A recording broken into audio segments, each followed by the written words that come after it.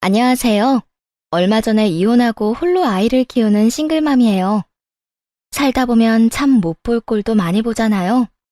오늘 여러분에게 이야기해드릴 사연은 진상들이 진상짓하는 그 못 볼 꼴에 대한 거예요. 그리고 제 이혼에 관한 사연이기도 하죠. 스스로 생각해도 참으로 굴곡 없는 인생을 살고 있었어요. 다르게 생각해보자면 굴곡이 없다는 건 곧 도전이 없다는 뜻이기도 하죠. 그야말로 안전제일주의 같은 느낌으로 평생을 살아왔어요. 조금만 더 노력하면 더 좋은 학교, 좋은 직장, 그런 것들을 가질 수 있을 것임에도 그런 도전을 하기보다는 안전하게 하향 지원하는 걸 택했죠. 그게 잘못이 아니라는 건 잘 아는데 그런 습관이 들다 보면 조금씩 소극적인 사람이 되어가거든요. 할 수 있다, 무조건 해낼 거다라는 악바리 정신이 사라지고 이건 좀 힘들 것 같은데? 안 될 것 같아. 라고 포기해버리게 되니까요. 연애와 결혼도 비슷했죠. 너무 잘생긴 사람도 돈이 많은 사람도 인기가 많은 사람도 아닌 가장 평범한 사람을 고른 건 제 선택이었으니까요.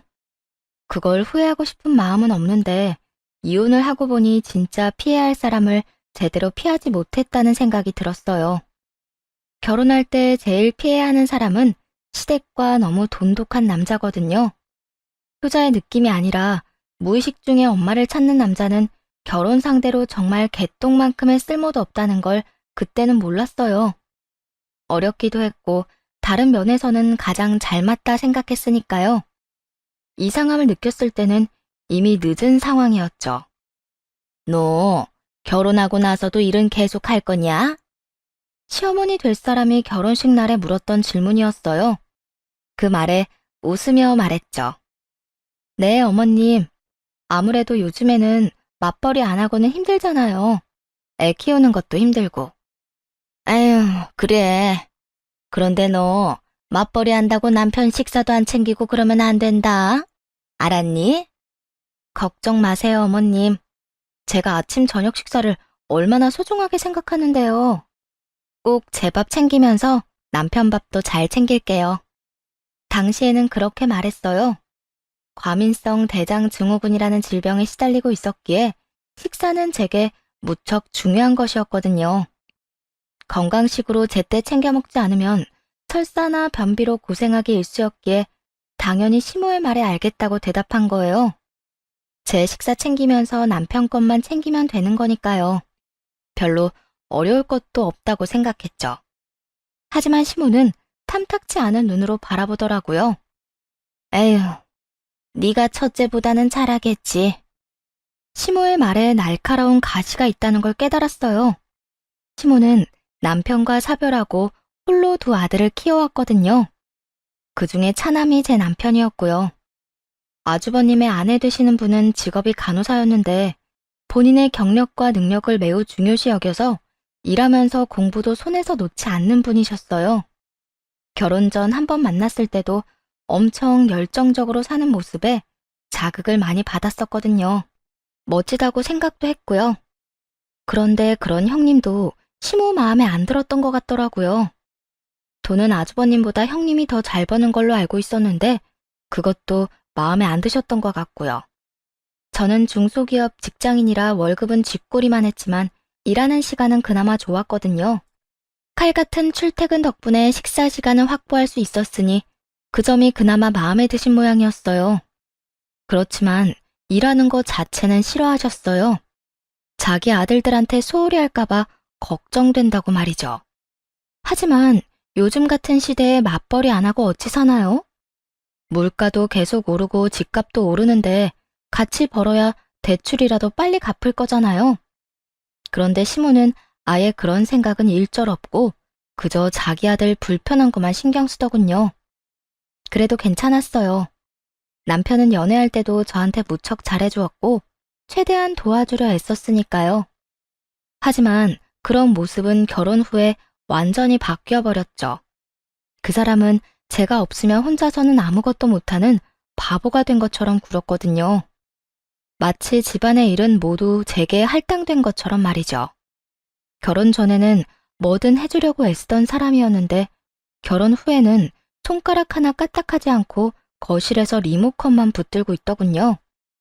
화가 나고 열도 받았지만 신경 쓰지 않기로 했어요. 대신 남편은 제가 집안일을 해도 안 해도 뭐라 하지 않았기도 하니까요. 잔소리가 없다는 것만으로도 다행이라고 생각하기로 했죠. 집안일은 하나도 안 하는 주제에 목소리만 큰 놈이면 진짜 견디지 못했을 텐데 그 정도는 아니라 참아줄 만은 했어요. 그래도 식사는 꼬박꼬박 챙겼어요. 제 건강을 위해서도 항상 챙겨야 하는 거였으니까요. 회식이 있을 때는 못 챙겼지만 저희 회사는 쓸데없이 회식이 많은 회사도 아니었기에 그런 일은 극히 드물었어요. 그렇게 결혼하고 3년쯤 됐을 때 첫 아이를 낳았어요. 정말 눈에 넣어도 아프지 않을 만큼 사랑스러운 아이였죠. 얼마나 순하고 귀여운지 낯도 잘 가리지 않아서 식구들의 귀여움을 독차지할 정도였어요. 그렇지만 아들을 출산하고 몇 달간은 엄청나게 힘든 나날을 보내야 했네요. 출산 과정에서 회음부가 많이 찢어지는 바람에 응급으로 꿰매는 수술까지 해야 했고 결국 그 때문에 산후조리 기간은 더 길어질 수밖에 없었죠. 조리원에서 2주를 보내고 나왔는데 그날부터 이틀간은 친정엄마가 집에 와서 밥도 해주고 반찬도 해주고 가셨어요. 집 청소까지 해주셔서 정말 죄송한 마음이었죠. 아픈 딸 뒤치다꺼리 하는 게 힘드실 텐데도 냉장고에 반찬이며 국을 가득 채워주고 가서 감사했고요. 그런데 친정어머니가 집으로 돌아가신 뒤 시모가 집을 찾아왔어요. 그것도 아침 일찍. 9시도 되지 않은 시간에 말이죠. 그날은 남편에게 식사를 챙겨주지 못한 날이었어요. 제 몸도 제 몸이었지만 아이 수유 시간이랑 겹쳐서 남편 식사에 신경 쓸 수도 없었거든요. 그래도 친정어머니가 전날 냉장고에 두고 간 반찬이 있으니 대충 그거라도 먹고 가라고 했었는데 남편은 지각이라고 그냥 가겠다고 하며 밥도 안 먹고 갔거든요. 남편과 원래 식사하는 7시 반에는 식사를 못하고 아기 수유를 했고 8시가 좀 지나서야 저도 늦은 아침을 먹을 수 있었고요. 그런데 시모가 집에 들어오더니 대뜸 부엌부터 가더군요. 아기를 보러 왔나 보다 하고 시모에게 인사를 건넸어요. 어머님, 지율이 보러 오셨어요? 그러자 시모가 갑자기 화가 잔뜩 난 얼굴로 휙 쳐다보더니 소리를 빽 지르더군요. 너 우리 아들 밥도 안 먹이고 보냈니? 순간 벙 쪘어요. 갑자기 이게 무슨 말인가 싶었는데 시모가 싱크대 안에 담긴 그릇과 수저를 보고 남편이 아침에 밥을 안 먹고 간 걸 알았던 것 같더라고요. 내가 그렇게 말하지 않았냐? 우리 아들 밥은 굶기지 말라고. 내 말이 그렇게 허투루 들려? 감히 내 아들 밥을 굶겨? 집에서 애나 보면서 처 자는 년이 그것도 못 해주고 뭐 하는 거야? 시모의 말에 저는 무척이나 충격을 받았어요. 쏟아지는 시모의 말에 정신을 차릴 틈도 없었죠. 그런 제게 시모는 욕설을 퍼부으며 험한 소리를 계속했어요. 애 낳은 게 벼슬이야? 뭐 잘났다고 편하게 쉬면서 고생하는 우리 아들을 그냥 보내? 망할 년들. 첫째나 둘째나 며느리들이 생각이라고는 요만큼도 없어요. 어떻게 남편을 이렇게 홀대해? 네 입만 입이야? 밥 한 끼, 딱 밥 한 끼 못 먹여서 보냈는데 그게 이렇게 욕먹을 일이었나요? 당황해서 아무 말 못했는데 슬슬 정신이 돌아오더군요. 그러자 막말을 하는 시모에게 화가 났어요. 그래서 한바탕 시모에게 소리쳤죠. 오늘 딱 한 끼 제가 못 챙겨줬을 뿐이에요. 애 수유하는 시간이랑 겹쳐서. 그럼 애가 울어대는데 남편 밥이나 챙겨줘야 해요? 아니, 남편 나이가 몇인데 손이 없어요, 발이 없어요? 그리고 본인이 지각한다고 밥 안 먹고 간 걸 왜 저한테 난리세요? 내 새끼 뭐가 중요하다고 하늘 같은 남편 밥을 안 챙겨? 넌 도대체 뭘 그렇게 잘했길래 따박따박 말댔고야? 그리고 남편이 나이가 몇이든 그게 뭔 상관이야? 네가 우리 아들을 받들지 않아서 내가 화난 거 아니야? 남편을 받들고 살라니 도대체 언제적 사고방식인가 싶었죠. 아무리 옛날 사람이고 자식 사랑이 지극하다 해도 이건 너무하잖아요. 제가 잘한 게 아니라 어머님이 잘못하신 거죠. 저한테 그런 말씀 하시면 안 되죠. 남편도 저도 성인이고 자기 앞가림 다 알아서 해요. 돈 버는 거 하는 일로 따지면 남편이 저를 받들고 살아야 하거든요. 뭐? 너 말 다 했어? 어디서 이런 못돼 처먹은 게 굴러 들어와서. 내가 며느리들 얼굴만 보면 복장이 터져. 돈 꼴랑 몇 푼 벌면서 아주 아들들을 휘어잡고 살지? 내가 그 꼴 보려고 애들 키워서 결혼시킨 줄 알아? 그럼 저희 어머니는 제가 시어머니한테 이런 꼴 당하라고 결혼시켰겠어요? 하고 싶은 말은 제 쪽이 더 많거든요. 아직 몸조리도 제대로 안 된 며느리한테 찾아와서 욕하고 화내고. 이게 정상적인 시어머니가 며느리한테 할 짓인가요? 뭐라고? 너 말 다 했어? 그러게, 누가 여자로 태어나래? 남자로 태어났으면 나한테 대접이라도 받고 살았겠지. 계집년으로 태어난 주제에 뭐가 그렇게 잘났어? 네가 아무리 날고 기어도 남자한테는 안 되는 거야. 충격이었네요. 나이가 많아도 같은 여자로서 이렇게 말할 줄은 몰랐죠. 본인이 그런 삶을 살아왔다 해도 저한테 그런 걸 요구하는 건 말이 안 되잖아요. 본인도 여자면서 같은 여자한테 그런 말 하고 싶으세요? 어머님이 본인을 그렇게 생각하시는 건 상관없는데 그걸 저한테까지 강요하지 마세요. 요즘 세상이 어떤 세상인데. 그리고 아들 밥을 그렇게 챙겨주시고 싶으시면 어머님이 직접 두 손으로 차려주세요. 왜 저한테 그걸 맡기세요? 네가 귀찮다고 이제는 하다 시어머니한테 그걸 맡기는 거냐? 세상에 생각하는 거 봐라. 이렇게 정신 나간 년이 내 며느리라니. 저는 몸이 아파서 못 챙기겠으니 그렇게 불안하면 어머님이 남편 챙기세요. 아니면 아드님 다시 데려가서 아침 저녁으로 밥 먹이시던가요. 전 혼자도 괜찮거든요. 내가 아무리 시간이 넘쳐도 너 편한 꼴은 못 봐. 네가 해야지 왜 나한테 시켜? 저도 바쁘거든요. 어머님이 어머님 자식 밥 먹는 거에 민감하듯이 저도 우리 애 밥 먹이느라 바빠요. 애 수유하는 시간에 귀찮게 하지 마시고 이제 가시는 게 어때요? 식사 시간 되면 아드님 어머님 집으로 보내드릴 테니까. 그 말에 시모는 어이없다는 얼굴로 저를 쳐다봤어요. 이렇게까지 말할 줄은 상상도 못했나 봐요. 너 그걸 말이라고 지금? 어머님이 아들 챙겨주고 싶어하는 마음 저도 이해해요. 그러니까 어머님이 마음껏 챙겨주세요. 저는 제 자식 챙겨야 하니까요. 그 마음 잘 아시잖아요? 지금 그래서 저한테 와서 화내시는 거 아니에요? 그러니까 서로 각자 챙기자고요, 자기 자식들. 그렇게 말하자 시모가 기가 찬다는 얼굴로 저를 바라보며 입만 벙긋거리고 있더군요. 아니, 본인 자식만 중요한가요? 저도 제 자식 중요하죠. 솔직히 다 큰 자식이라도 밥 못 먹고 다니면 걱정되는 거 이해는 해요. 하지만 남편은 어른이잖아요. 배고프면 알아서 밥 찾아 먹을 것이고 차려 먹기 귀찮으면 배달을 시켜서라도 밥을 먹을 수 있는 사람인데 왜 애먼 며느리를 괴롭히는 건지 이해가 안 가더군요. 아들 밥 잘 챙겨 먹게 하고 싶으면 아들한테 말해야지 왜 며느리를 들들 볶는 건지.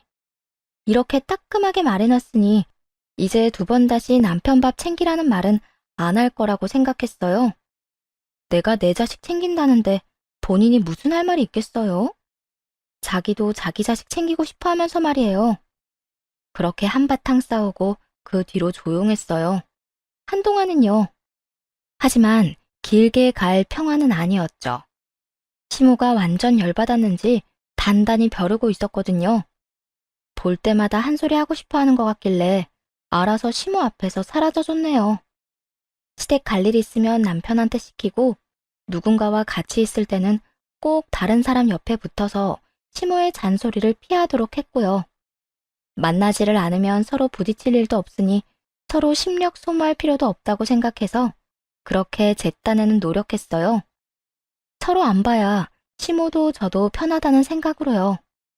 그런데 시모는 그런 제 노력을 한순간에 무너뜨리더라고요. 그렇게 시모를 피해 다닌 지 반년이 넘었을 무렵 갑자기 시모가 남편을 통해 통보를 해왔어요. 여보, 이번 연휴에 어머니가 우리 집에 와서 하룻밤 자고 갔으면 하시는데, 남편의 그 말에 어이없는 표정을 지어 보였어요. 갑자기 연휴에 집에 와서 하룻밤을 자고 가겠다고요? 저희가 그렇게 편한 사이는 아니었잖아요. 어머님이? 왜? 난 싫은데. 솔직히 어머님하고 언쟁하기 싫어서 여태까지 피해 다녔는데. 이제 좀 그만할 때도 되지 않았어? 두 사람 사이 안 좋은 건 아는데 대충 하고 화해 좀 해. 주변 사람들만 힘들잖아. 그건 화해하고 싶어하는 사람한테나 해야 하는 말이지. 나는 둘째치고 어머님은 나하고 화해하고 싶은 마음 개미 똥만큼도 없어. 나만 보면 못 잡아먹어서 안달인데 당신은 내가 어머님 피해 다니는 것만으로도 고마워해야 하는 거 아니야? 아휴, 두 사람 다 나이는 어디로 먹었냐? 어쨌든 오신다니 이번 한 번만 당신이 좀 이해하고 넘어가. 어른들 고집 센 거 몰라서 그래? 당신도 있을 거지? 별일 없으면 무조건 집에 있어야 해. 없으면 나 어머님 놔두고 나간다. 알았지? 시모와 단둘이 있는 상황만은 정말 피하고 싶었어요. 남편은 한심스럽다는 듯 저를 쳐다보더니 한숨을 내쉬고는 알겠다고 하더군요. 그렇게 시모는 연휴 첫날부터 저희 집을 찾았어요. 사실 식사도 차리고 싶은 마음조차 없어서 배달 음식 시켜 먹거나 밖에서 먹으려고 생각하고 있었거든요. 그런데 시모는 혼자 온 게 아니더라고요. 얼마 전 이혼하고 시모와 함께 시댁에서 살고 있던 시아주버님까지 데리고 왔더군요. 어차피 배달이나 외식을 하려고 생각했기 때문에 별 생각 없이 두 사람을 맞이했죠. 시모가 들어오자마자 다짜고짜 그러더군요. 배고프니까 밥이나 얼른 차려라. 네 아주버님 것까지 차려.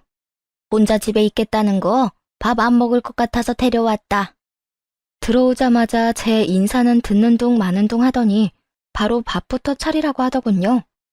그것도 사전에 연락도 없었던 아주버님 것까지 말이죠. 억지로 웃으며 시모에게 말했어요. 네, 조금만 기다리세요. 그렇게 말하고 바로 그 자리에서 폰을 켜서 배달 앱을 열었어요. 당연히 배달을 시킬 생각이었거든요. 식탁에 앉아 어떤 걸 시킬까 보고 있는데 시모가 저한테 와서는 화난 얼굴로 따져 묻더군요. 너 내 말 뭐로 들었어? 하라는 밥은 준비 안 하고 폰만 내내 들여다보고 있어? 이게 식사 준비예요. 배달 시켜드리려고요. 어차피 제가 만든 음식보다 전문가가 만든 요리가 훨씬 맛있지 않겠어요? 이런 정신 나간 며느리를 봤나? 시어머니가 오시면 자기 손으로 밥을 해서 대접해야지. 어떻게 배달을 할 생각을 해? 너한테는 내가 배달이나 해주면 되는 그런 쉬운 사람이냐? 넌 어째 그리 생각이 없어? 어떻게 시댁 식구한테 밖에서 파는 밥을 줘? 제가 만든 밥 드시고 싶으시면 드세요. 냉장고에 만들어둔 반찬 많으니까요. 그런데 애한테 맞춰서 만든 거라 어른 입맛에 맞춰서 간도 안 해놨는데 먹고 나서 저한테 맛없다느니 어쩌느니 하지 마시고요. 차려드릴까요? 그렇게 말하자 시모가 얼굴이 벌겋게 변하며 버럭 소리를 지르더군요. 내가 며느리를 잘못 들였어. 도대체 어떤 정신 나간 며느리가 시어머니한테 그딴 소리를 해? 아무리 젊은 것들 정신 상태가 썩었다고 해도 이건 너무하잖아. 시댁 식구들 왔는데 배달을 시켜? 그래놓고 내 밥은 맛없으니 맛없다 뭐다 하지 말라고? 속으로 한숨을 쉬며 생각했죠. 정말 시대에 뒤떨어지는 사고방식을 아직도 그대로 갖고 계시는구나 싶었어요. 시모가 화를 내든 말든 시계를 한번 쓱 보고는 자리에서 일어섰어요. 그러자 시모는 입 밖으로 내던 잔소리를 잠시 멈추더니 쳐다보더군요. 저는 시모는 쳐다보지도 않고 작은 방에서 놀고 있던 아들을 데리고 식탁으로 왔어요. 그리고 아들 식사를 준비했죠. 제가 아들을 식탁에 앉히고 식사를 시작하자 시모가 뭐 이런 게 다 있냐는 표정으로 쳐다보더군요. 하긴 어이없을 수밖에요. 시모가 뭐라고 짓거리건 그냥 무시해버렸거든요. 제가 제 아들 챙기는데 뭐라고 할 수도 없고 애 앞에서 욕도 못하겠고 짜증을 참으려는 시모 모습을 보며 속으로 웃어 넘겼죠. 그렇게 애의 식사가 끝나고 시켰던 음식이 왔더군요. 현관 앞으로 나가 받으려는데 현관 앞에 웬 진보다리가 있더라고요. 옷이 가득 들어 있었어요. 이거 누구 거예요? 재수씨, 제 겁니다. 빨래거리예요. 그 말에 저는 처음에 이걸 왜 가져왔나 싶어 빤히 아주버님 얼굴만 쳐다봤어요. 그랬더니 시모가 옆에서 소리를 꽥 지르더군요. 내가 가져오라고 했다. 아무리 그래도 그렇지 너는 이혼한 아주버님 걱정은 하지도 않아? 식사는 제대로 하는지 빨래는 제대로 하는지 알아볼 생각도 없지? 사람이 어쩜 그렇게 생각이 모자라. 아주버님 이혼했으면 네가 잘 돌봐야지. 힘없는 시어미한테 다 시킬 작정이냐? 시모 말에 진짜 뒤통수를 한 대 맞은 기분이었어요. 지금 뭔 소리를 들었나 싶더라고요. 개소리를 듣고 있으려니 헛웃음밖에 안 나오더라고요. 제가 왜 아주버님 빨래를 해야 해요? 그리고 제가 왜 이혼한 아주버님까지 돌봐야 하는데요? 네가 우리 집안 며느리인데 당연히 해야 할 일이지. 너도 그러는 거 아니다. 어떻게 집안에 이혼한 아주버님이 있는데 너희들끼리만 하하호호 즐겁게 살아? 너희 아주버님 생각도 해서 자주 부르고 식사도 하고 집안일도 도와주고 해야지. 듣다 보니 진짜 열이 확 치받더라고요. 시부모 복량까지는 들어봤어도 시아주버님까지 모시라는 말을 들을 줄이야 어이가 없었어요. 저를 향해 윽박 지르는 시모를 보면서 한마디 했죠. 아니, 그러게 있는 며느리한테 잘 좀 하지 그러셨어요. 아주버님이랑 형님 이혼한 게 다 어머님 때문이잖아요. 그러면 책임은 어머님이 지셔야지. 왜 저한테 책임을 떠넘겨요? 뭐? 이런 싸가지 없는 년, 무슨 말을 그따위로 해? 너 지금 나랑 한판 하자는 이야기야? 내가 뭘 어쨌는데? 그년이 지발로 나갔지 내가 등 떠밀었어? 그리고 네 아주버님도 좋다고 한 이혼이야. 네가 나한테 그딴 말할 자격이 있어? 그러는 어머님이야말로 저한테 이런 일 시킬 자격 있으세요? 제가 결혼한 사람은 아주버님이 아니라 제 남편이에요. 아주버님이 헤어졌다고 왜 제가 아주버님을 책임져요? 말이 되는 소리를 해야 뭘 받아주든 말든 하죠. 열이 받아 더 이상 참지 못하겠더라고요. 제가 결혼한 사람은 남편이고 시아주버님을 돌보는 건 어머님 몫이지 않냐고 따지자 시모는 입을 꾹 다물더군요. 그리고 욕설을 엄청나게 내뱉더군요. 이참에 아예 아주 다 쏟아부을 참인 것 같더라고요. 열은 받았지만 같이 섞여서 욕이나 하고 싶진 않았어요. 그래서 남편에게 중재를 부탁하기 위해 남편을 찾았는데 남편 놈은 유유자적 소파에 앉아 TV나 보고 있더군요. 이쪽으로는 아예 상관도 하지 않겠다는 생각으로 보였어요. 화를 꾹 참으며 남편을 불렀어요. 당신, 이리 와서 어머님 좀 말려. 갑자기 왜 날 끌어들여. 두 사람이서 해결 봐. 당신은 내가 어머님한테 욕 들어먹고 있는데 할 말 없어? 내가 할 말이 있어야 해. 나 할 말 없는데. 당신 와이프가 당신 어머니한테 욕 들어먹고 있잖아. 그거 보고도 그렇게 편안한 거야? 아니, 두 사람이 싸우면 중간에서 말릴 생각을 해야지. 어머님이랑 내가 말 섞으면 목소리만 더 커지는 건 몰라서 그래? 나더러 어쩌라고 둘이서 싸우는데 내가 너한테 욕했어? 그리고 따지고 보면 당신이 먼저 우리 엄마 속 긁잖아. 그냥 조용히 넘어가면 될 일을. 뭘 조용히 넘어가는데? 당신도 내가 당신 형님 뒤치다꺼리 해줘야 한다고 생각하는 거야? 지금 그런 거냐고. 그리고 내가 먼저 속을 긁었다고? 내 속 긁으려고 작정하고 여기까지 온 사람이 당신 엄마거든?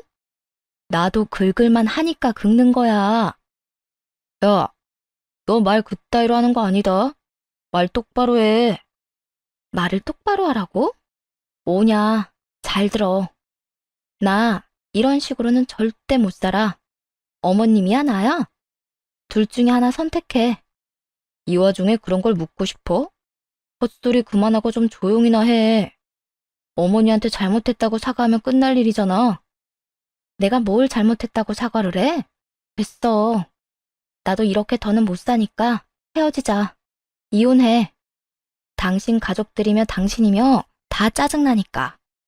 그렇게 이혼 얘기를 꺼내자 시모가 두 눈을 크게 뜨더군요. 그러면서 호웃음을 치며 물어왔어요. 이혼하자고 하면 내가 겁먹을 줄 알았어? 네가 어디 가서 우리 아들 같은 남자를 만나? 오히려 잘 됐다. 나도 너 마음에 안 들었어. 이대로 그냥 이혼해라. 그래야 내 속이라도 편하지? 시모 반응은 예상 가능했던 범위였어요. 그런데 의외인 건 남편도 한 번에 오케이 하더군요. 무슨 소리냐고 다시 생각해보라고 할 줄 알았거든요. 그래, 하자 해. 나도 매번 우리 엄마랑 싸우는 여자 와이프로 두고 싶은 생각 없어. 순간 멍해졌어요.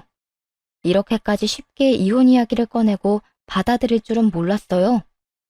그러더니 이따위 정신 나간 소리나 짓거리더군요. 싸대기를 한 대 날리고 싶었네요. 제가 대체 뭘 잘못했는데요? 따지고 보면 다 남편과 시모가 하나부터 열까지 원인 제공을 해놓고 이제 와서는 마치 제가 잘못해서 그랬다는 듯 구는 게 열받았죠. 그렇지만 분한 마음 한편으로는 기회다 싶었어요. 쓸데없는 분쟁 없이 이혼하고 편해질 수 있겠다 싶었거든요. 당신이 그렇게 생각한다니 다행이네. 그리고 애는 내가 키울 거야. 아직 어리고 엄마 품이 필요하니까. 나도 내 손으로 애 키울 생각은 없으니까 당신이 데려가든 말든 마음대로 해. 애 하나 있는 걸로 얼마나 사람을 귀찮게 하는지. 그 말을 듣고 있던 시모가 당황하며 소리를 질렀어요. 아들, 그게 무슨 소리냐? 손주는 우리가 데려와야지. 전현이 애를 제대로 키우겠어? 그리고 애 데려가면 네가 양육비인가 뭔가 그거 줘야 하는 거잖아. 시모의 말을 듣고 헛웃음이 나왔어요. 손주를 데려가겠다는 말도 어이없었지만 양육비를 피하려는 속내가 그대로 드러난 말이었거든요. 시아주버님이 이혼 경력이 있으니 그걸 잘 알더라고요. 애 데려가는 쪽이 상대방에게서 양육비 받는다는 걸요. 지금도 시아주버님이 양육비를 꼬박꼬박 주고 있었거든요. 그러니 돈 없어서 시댁에 얹혀 살고 있죠. 시모가 그렇게 바락바락 우기는데도 남편 놈은 눈썹 하나 까딱하지 않고 시모에게 말하더군요. 어머니, 애 키우는 게 얼마나 힘들고 귀찮은데요. 제가 그걸 왜 해요? 막말로 애 있으면 그냥 짐밖에 더 돼요? 안 그래도 집에 있으면서 육아 참여 안 한다고 오만 난리를 다 치는데 내 한 몸 건사하기도 힘들어요. 아들놈의 말에 시모가 기도 안 찬다는 듯이 아들을 바라보더군요. 하긴 제가 애 맡기기라도 하면 질색을 하던 사람이니 애를 떠맡느니 돈이나 주고 말겠다 싶은 거였죠. 저야 어차피 제가 데리고 올 생각이었으니 남편 놈 저러는 거 보며 코웃음 쳤죠. 시모가 돈 때문에 애를 데려가고 싶어 하는데 남편에게 애를 키울 의지가 있어야 가능한 일이잖아요. 최소한의 자격도 없는 아빠한테 애를 맡길 사람이 어딨나요? 시모가 아무리 말해도 듣지 않은 남편 놈은 결국 제게 양육권과 친권을 넘기기로 했어요. 재산은 절반씩 나누기로 했기 때문에 집은 내놓을 수밖에 없었어요. 전셋집을 둘이서 반반 했었거든요. 그렇게 신혼 전셋집도 내놓고 그렇게 이혼했네요. 그 전세금을 들고 일단 친정으로 들어갔죠. 그리고 친정 부모님을 설득해서 전세금을 보태 좀 더 큰 집으로 친정집을 옮기기로 했어요. 솔직히 당장 애가 크기 전까지는 재혼 생각도 없었으니 그냥 친정에 들어가서 부모님과 공동 양육하고 제가 돈을 벌기로 이야기가 됐거든요. 마찬가지였는지 남편 놈도 결국 시댁으로 들어가더군요. 저야 양육비를 받지만 남편 놈은 양육비를 내야 하는 입장이었잖아요. 그렇게 돈이 계속 나가니 집을 마련할 엄두가 나지 않은 모양이었어요. 혼자서는 아무것도 못하는 그 쓰레기는 고스란히 다시 시모의 품 안으로 돌아가게 됐어요. 겉은 멀쩡하지만 속은 썩어서 쓸데도 없는 그 쓰레기가 시댁에서 어떤 역할을 할지 안 봐도 눈에 훤했죠. 지금 당장이야 금지오겹 곱게 키운 내 아들이 돌아온다는 생각이겠지만 같이 살다 보면 아주 속이 뒤집어질 거라는 걸 예상했거든요. 자기 아들이 잠시 머물다가 더 좋은 여자랑 결혼할 거라고 행복 회로를 돌리는 시모가 간과한 게 하나 있었죠. 바로 전 남편 놈이 정말 엄청나게 게으르다는 거요. 육아에도 관심 없던 놈이 무슨 집안일을 돕겠어요? 마누라가 잔소리하면 겨우 쓰레기나 버리고 청소기나 돌리는 인간이 오냐오냐 다 받아주는 시모와 살면서 그런 걸 할 리가 있겠어요? 주말에 손 하나 까딱하지 않고 차려주는 밥만 축내는 쓰레기 같은 인간이 전 남편이었거든요. 시모가 그렇게 키운 거나 마찬가지죠. 때 되면 밥 차려줘, 청소 다 해줘. 그 인간이 시모와 살면서 더 게을러지기밖에 더 하겠냐고요. 게다가 설상가상으로 시아주버님도 전 남편과 아주 똑같이 게으르고 귀찮은 거 싫어하는 인간이었거든요. 결국 시모는 두 아들 장가 보냈다가 자기 손으로 둘 다 반품와서 다시 떠받들어가며 키우게 생긴 거죠. 발등에 불 떨어진 건 시모인데 정작 시모만 그걸 모르더라고요. 그렇게 앞날이 뻔히 예상되는 상황에 저는 아무 미련도 없이 이혼하고 자유로운 생활을 시작했어요. 그렇게 몇 개월쯤 지났을까요? 시모가 병원에 입원했다는 소식을 제 친구로부터 듣게 됐어요. 두 아들이 시모 집에서 지내면서 돈 한 푼 주지도 않고 집안일이라고는 다 시모에게 맡겨둔 모양이었어요. 결국 시모에게 생활비도 주지 않았고 생활비를 달라는 시모 말에 양육비 때문에 쪼들린다는 이야기만 하면서 두 아들들이 아무것도 안 해줬다고 하더군요. 결국 돈이 없으니 목마른 자가 우물을 판 거죠. 시모가 그 늙은 몸을 이끌고 일을 하러 다녔다고 해요. 그런데 그렇게 일을 시작한 지 몇 달 만에 물건을 옮기다가 넘어지는 바람에 허리까지 다쳤다고 하더군요. 집 근처 한의원에서 침만 맞다가 더 상태가 안 좋아져 큰 병원 갔더니 결국 골절 진단을 받았다고 하고요. 그리고 그때부터 시모에게 진정한 지옥이 열렸더라고요. 저야 이제 남이니 상관 안 했지만 제 친구는 저와 시모의 보험을 설계해준 보험 설계사였거든요. 시모가 그 친구를 불러냈다고 해요. 보험 진단금이며 수술비에 관한 이야기를 하려고 말이죠. 그러더니 시모가 제 친구에게 하소연을 하더랍니다. 살다 살다 그런 콩가루 집안은 또 처음 봤어. 얘, 너 진짜 이혼 잘한 거야. 그 집구석은 완전 끝장났다고 봐. 왜? 아들들이 보험금 떼먹었대? 그것만이면 다행이지. 너희 전 시어머니가 그 병원에서 경찰에 신고까지 했다면 말 다 한 거 아니겠냐? 경찰서에 신고를 했다고? 무슨 일 때문에? 시모가 경찰서에 신고한 게 병원이나 시모 자체의 문제라고 생각했는데 그게 아니었더군요. 아들이라고 둘이나 있으면서 엄마가 그렇게 몸져 누워있는데 병원에 한 번을 안 왔다더라. 이번 날 하루 왔대. 거동도 불편한 노인을 혼자 모셔놓고 병수발 들 생각도 없고 간호할 생각도 없어 보이고 아픈 엄마 위로할 생각도 없어 보이고 결국 할머니가 혼자서 병원에서 어떻게든 빨리 나가보려 하는데 노인병원이라는 데가 그렇잖아.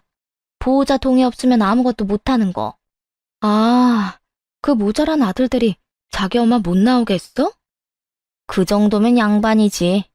몸져 들어놓은 엄마한테 전화해서 이제 밥은 누가 해주냐고 투정 부렸대. 그 이야기 듣는데 기가 차서. 근데 그게 거기서 끝이 아니더라. 그 아들놈들이 시모가 밥을 안 해줘서 밥이 없으니 외식 비용으로 돈 좀 보내라고 했다더라. 뭐? 지들도 일하면서 돈 벌잖아. 그걸로 사 먹으면 되지. 노인네한테 무슨 돈이 있다고 돈을 보내달라고 해? 알고 보니까 너희 아주버님은 일 그만뒀고 네 전 남편은 아주 흥청망청 돈을 쓰고 있대. 그러니 친엄마가 벌어놓은 돈을 손대려고 하는 거지. 결국 그렇게 됐고 말이야. 경찰서에 신고한 것도 아들놈들이 네 전 시어머니 돈을 흥청망청 쓰는 바람에 그렇게 됐다더라. 이야기를 들으면서도 어이가 없었네요. 결국 전 시모는 경찰서에 신고까지 할 정도로 아들들에게 완전히 당하고 말았죠. 이야기를 들으면 들을수록 참 헛웃음만 나오더라고요. 시모가 자기 손으로 두 짐덩어리 맡은 거야 알고 있었고 끝이 좋지만은 않을 거라고 예상은 했지만 이 정도로 최악일 거라고는 상상도 못했거든요. 시모는 정신도 멀쩡한데 병원에 갇혀 아들놈들이 퇴원 안 시켜줘서 퇴원도 못하고 있었고요. 그런데 자기 통장으로 돈이 빠져나갈 때마다 폰에서 돈 빠져나가는 알림이 계속 울리니 아주 우라통이 터지는 상황이었던 거죠. 게다가 외식하고 배달음식 시켜 먹은 거였으면 시모도 뭐 별말 안 했을지도 모르죠. 그렇게나 아들 새끼들 밥 먹이는 거 중요하게 여기는 사람이니까요. 그런데 술 마시고 스크린 골프장 가고 유흥업소 다니며 돈을 흥청망청 쓰기 시작하니 아주 멘탈이 갈려나갔나 보더라고요. 그때부터 병원에서 자기를 내보내달라고 했지만 결국 보호자 동의 없이 퇴원 안 된다는 말에 아들놈들한테 자기 퇴원시켜달라고 했는데 안 된 거죠. 지금 시모 돈으로 자유롭게 돈 펑펑 쓰는 인간들이 시모가 나오도록 둘 리가 없잖아요. 결국 이도저도 못하고 속병만 앓던 시모가 병원 내에서 경찰 불러서 아주 난동을 피웠다더군요. 그 이야기 듣는데 웃음이 멈추지를 않더군요. 남 불행을 제 즐거움으로 삼으면 안 되지만 저를 그렇게 괴롭히며 아들만 소중히 여기던 사람이 그 아들 때문에 고통받는 걸 보니 웃음이 안 날 수가 없더라고요. 그런데 그게 끝이 아니었어요. 근데 사람이 죽으라는 법은 없는지 얼마 전 퇴원했다고 연락 왔더라. 어떻게 퇴원했나 싶었는데 시모가 자기 남동생에게 연락을 했다더군요. 즉, 전 남편의 외삼촌 되는 사람이었는데 동생한테 부탁해서 결국 퇴원을 하도록 했다고 하더군요. 그래도 몇 개월 안 가서 퇴원해서 다행이네. 이 정도 당했으면 자기가 나한테서 반품 받아간 게 쓰레기라는 걸 눈치채고도 남겠는데? 뭐 그놈도 쓰레기긴 한데 말도 마라. 너희 시어머니 퇴원하고 집안 꼴 보고 다시 병원 실려갈 뻔했다는 건 모르지? 집안 꼴? 청소를 안 해놔서? 어질러놨나? 하긴 그 집안 남자들 얼마나 게으른지 손 하나 까딱 안 하거든. 그래도 원형은 보존해줘야지. 들어보니까 어떤 아들놈인지는 모르지만 집에 있던 비싼 세간살이들은 이미 다 갖다 팔아서 집에 제대로 된 물건도 없다던데? 게다가 냉장고 안에 반찬통도 안 치워서 곰팡이 다 폈고 세탁기에도 넣어둔 빨래를 돌리지 않아서 벌레가 엄청 생겼다고 하던데. 그 말을 듣는데 정말 얼굴이 저절로 찌푸려지더군요. 벌레의 곰팡이라니. 어떻게 하면 사람 사는 집안이 그딴 꼴을 할 수 있을까요? 또 그 꼴이 된 집안을 보며 시모는 두 아들을 이혼시키고 무슨 생각이 들었을까 싶더군요. 아들 이혼시킬 때는 큰 소리 뻥뻥 치며 귀한 아들 데려왔다 생각했겠지만 알고 보니 구제불능 쓰레기를 데려온 거라는 걸 깨닫게 됐으니 말이죠. 아마 땅을 치고 후회했을 시모 모습을 떠올리니 통쾌하더라고요. 저랑 이혼하고 저렇게 망해가는 시모와 전 남편 이야기를 들으니 속이 시원한 것이 이제 정말 미련 없이 버릴 수 있겠더라고요. 그렇게 그들의 망해가는 근황을 듣고 나서 저는 제 인생을 더 열심히 꾸리기 시작했어요. 친정 부모님의 도움을 받고 있긴 하지만 두 분 다 아이를 좋아해 주셔서 다행이었죠. 그런 부모님께 매달 월세 겸 용돈으로 돈도 드리고 있고요. 제가 준 돈도 처음에는 받지 않으려 하시더니 그 돈을 따로 모으시는 것 같더라고요. 저희 아이 이름으로요. 얼마나 고맙고 죄송스러운지. 그런 부모님을 위해 한 달에 한 번 외식과 한 번의 여행은 꼭 시켜드리고 있어요. 그리고 얼마 전에 두 분을 모시고 아이와 함께 식사를 하러 그 근처 맛집으로 향했어요. 예전 시댁이 있던 곳에서 멀지 않은 곳이라 차를 타고 가서 차를 공영 주차장에 세워두고 걸어가는데 글쎄 뒤에서 누군가 말을 걸어오더군요. 뒤를 돌아보니 시모였어요. 눈에 띄게 앙상해진 팔다리에 수척해진 얼굴을 보니 그 짧은 시간 동안 고생을 엄청 했다는 게 짐작이 가더군요. 오랜만이구나. 여기는 어쩐 일이니? 부모님 모시고 식사하러 가는 길이에요. 잘 지냈냐 근황이라도 물을 법했지만 우리가 그리 좋은 일로 남남이 된 것이 아니니 굳이 인사치레를 할 필요는 없다고 생각했어요.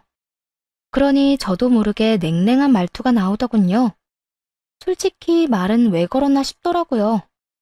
들고 있는 짐을 보니 장을 보고 나오는 길인 듯 보였는데 새 식구 먹는 장바구니 치고는 좀 적어 보이더군요. 그래, 지율이는 잘 지내는가 보구나.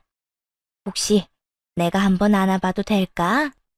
시모는 무척이나 안쓰러운 눈으로 부탁했어요. 이 앙상한 노인이 아들 데리고 도망갈 듯 싶지도 않았고 정말 그냥 손주가 보고 싶었나 보다 싶어서 고민하다가 아이를 친정엄마한테 넘겨받아 세웠죠. 애는 어리동절한 표정으로 앞에 선 사람을 쳐다보더군요. 몇 개월 만에 싹 다 잊어버린 모양인지 낯선 사람 보는 표정이었어요. 그런 아들 앞에 시모가 무릎을 꿇더니 어깨를 안았어요. 아이는 낯도 가리지 않으니 잘 안겨있더군요. 시모가 그런 아이 모습을 보더니 눈물을 찔끔찔끔 흘리며 하소연하더군요. 지율이가 많이 컸구나. 이럴 줄 알았으면 내가 너희들을 절대로 이혼 안 시켰을 거다. 내가 살면서 이토록 후회하는 건 처음이야. 아들이라고 있는 것들이 엄마 등골이나 빼먹고 마음대로 살기만 하니 제대로 된 가정이 있었다면 내가 말년에 이런 꼴 안 받겠지. 저희 이혼시킬 때는 좋아하셨잖아요. 그런데 왜 갑자기 이렇게 후회하세요? 다시 데려가니까 뭐가 좀 다른가 봐요. 모르는 척 빈정댔어요. 그랬더니 시모가 한숨을 푹 쉬며 그러더군요. 무자식이 상팔자라는 말이 들린 게 하나 없더라. 이놈의 인간들이 엄마 아픈데 병원에 처박아 놓고 내가 벌어놓은 돈 다 뺏쓰는 바람에 늙어서도 비로한 꼴을 못 면해. 게다가 그것뿐이면 다행이게 아들이라고 있는 것들이 집에 있으면서 청소도 정리도 안 해서 나 병원 있는 동안 집이 썩어 나갔어. 이 잡것들을 내가 내쫓고 나니 속이 시원하더라. 아들들을 내쫓았다는 말을 듣고 저도 순간 깜짝 놀랐어요. 시모라면 그런 자식들 끝까지 데리고 살 줄 알았거든요. 그런데 전 남편과 시아주버님을 그대로 내쫓았다니 시모가 얼마나 화가 났는지 알 수 있었죠. 내가 집을 왜 그 꼴로 만들어놨냐고 하니까 뭐라는 줄 아니? 엄마가 다 하던 일인데 왜 자기들이 해야 하냐고. 그나마 이 집 남겨준 것도 감사히 여겨야 하는 거 아니냐고. 그런 말을 하는데 억장이 다 무너졌다. 이혼하고 갈 곳 없는 인간들 들여보내줬더니 아예 집안 뿌리를 아주 뽑아버리려고 하는 걸 보니 속에 천불이 안 나고 배겨. 시모의 하소연에 코웃음을 쳤네요. 전 남편과 아주버님이 난리를 친 건 잘 알겠어요.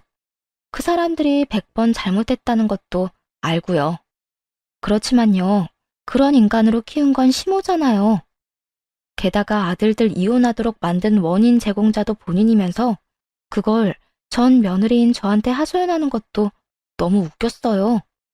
제가 이런 말까지는 안 하려고 했는데 아들을 그렇게 키운 건 다 본인 탓이잖아요. 그래놓고 자기는 마치 피해자인 척 하는데 제가 보기엔 다 똑같거든요. 그리고 왜 저한테 그런 말 하세요? 백날 이야기해봐야 소용없으니 본인 업보다 생각하고 받아들이세요. 그 말에 시모가 입을 꾹 다물더군요. 본물 터지듯 자기 아들들 욕하던 시모 입을 막아버리니 속이 시원하더라고요. 지금 억울하신 건 알겠는데 이렇게 후회하실 거면 아들들 이혼은 왜 시키셨어요? 조금만 얌전히 있었어도 며느리들이 알아서 아들 잘 데리고 살았을 텐데. 그것도 다 본인 탓이잖아요. 안 그래요? 이 말에 틀린 구석이라고는 찾아볼 수 없었겠죠. 그런데도 뭐가 그렇게 억울한지 시모가 입을 열더군요. 내가 언제 이혼하라고 시켰어? 나는 그런 생각으로 그런 게 아니다. 그저 우리 아들들 편하게 결혼 생활했으면 싶어서 그렇게 한 거지. 너도 아들 키우는 입장에서 그렇게 생각하지 않니? 전혀요. 저는 제 아들 자기 일은 자기가 하도록 키우거든요. 결혼 전에는 부모가, 결혼 후에는 아내가 다 챙겨줘야 하는 남자라니. 아니, 반품한 아들들이랑 잘 지냈으면 아들들 내보냈겠어요? 뭐가 문제가 있으니 내보냈을 거 아니에요.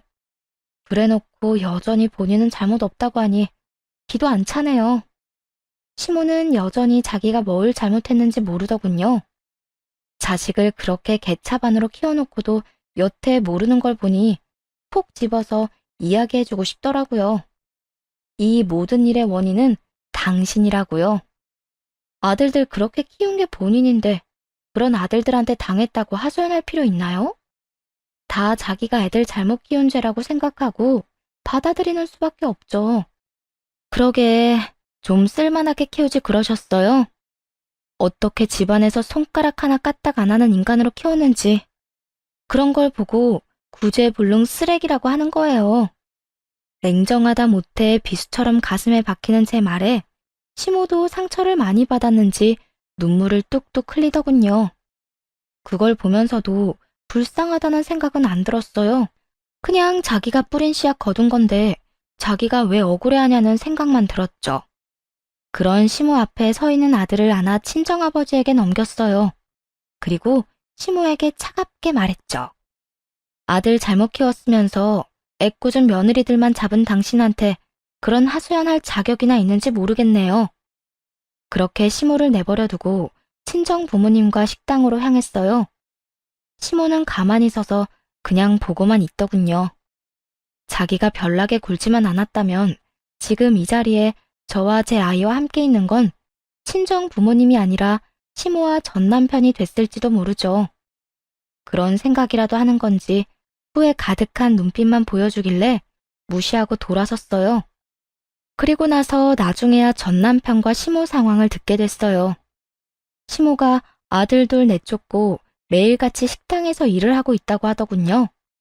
늙어서 아들 며느리에게 부양받으며 살 나이에 집안 거덜낸 아들 때문에 악착같이 돈 벌고 있다는 이야기를 들으며 꼴 좋아서 웃음만 났네요. 전 남편도 시댁에서 쫓겨나서는 월세방에서 살고 있다고 하니 벌 받은 사람은 벌 받았다 싶더라고요. 반성하고 자기를 고치지 않으면 절대로 달라지지 않겠죠. 글을 쓰다 보니 길어졌네요. 긴 글 읽어주셔서 감사합니다. 모두 행복한 하루 되세요.